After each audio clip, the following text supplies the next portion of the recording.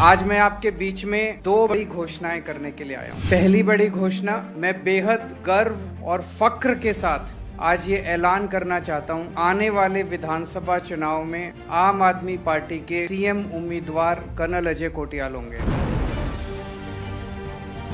कुछ दिन पहले मनीष सिसोदिया जी आए, उन्होंने ऐलान किया था कि हम जनता से पूछेंगे जनता की क्या राय है। मैं समझता हूँ इतना ओवरवेलमिंग रिस्पॉन्स आया लोगों ने कहा जी, जब से उत्तराखंड बना है तब से लेके आज तक इन चंद पार्टियों ने और इन चंद नेताओं ने मिलके उत्तराखंड को पूरी तरह से लूट लिया। लोगों ने कहा अब हमें नेता नहीं चाहिए, बहुत हो गए नेता और बहुत हो गई पार्टियां, अब हमें एक देशभक्त फौजी चाहिए। हमें ऐसा शख्स चाहिए जो अपना घर भरने की बजाय उत्तराखंड के लोगों की सोचे, उत्तराखंड के विकास के बारे में सोचे, माँ भारती के बारे में सोचे। बहुत बड़े स्तर पे लोगों ने कहा कि हमें इन नेताओं के भरोसे उत्तराखंड आगे नहीं बढ़ सकता, हमें अजय कोटियाल अपना सीएम चाहिए।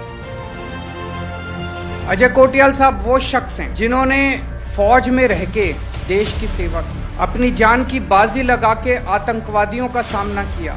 आज भी 2 गोलियां इनके शरीर के अंदर हैं। जब उत्तराखंड के वो चंद नेता उत्तराखंड को लूट रहे थे, देवभूमि को लूट रहे थे, तब ये शख्स बॉर्डर के ऊपर हमारे देश की सुरक्षा में लगा हुआ था। कुछ साल पहले केदारनाथ पे आपदा आई थी, केदारनाथ को काफी क्षति हुई थी, तब इस शख्स ने अपनी टीम के साथ मिलकर केदारनाथ का पुनर्निर्माण किया और अब ये उत्तराखंड के नवनिर्माण करने का इन्होंने बीड़ा उठाया। कर्नल अजय कोटियाल को जो इन्होंने केदारनाथ में काम किया, उसकी वजह से इन्हें भोले का फौजी भी कहते हैं। इनके साथ मिलके उत्तराखंड के लोग उत्तराखंड को पूरी दुनिया के हिंदुओं के लिए आध्यात्मिक राजधानी बनाएंगे। उत्तराखंड आज भी बहुत हिंदू आते हैं, लेकिन अगर प्रॉपर व्यवस्था की जाए तो मैं समझता हूँ कि इससे कम से कम 10 गुना ज्यादा पूरी दुनिया से लोग आएंगे यहाँ पे दर्शन। आप सोच सकते हैं, एक तरफ लोग दर्शन करने आएंगे, उन्हें आध्यात्मिक सुख मिलेगा,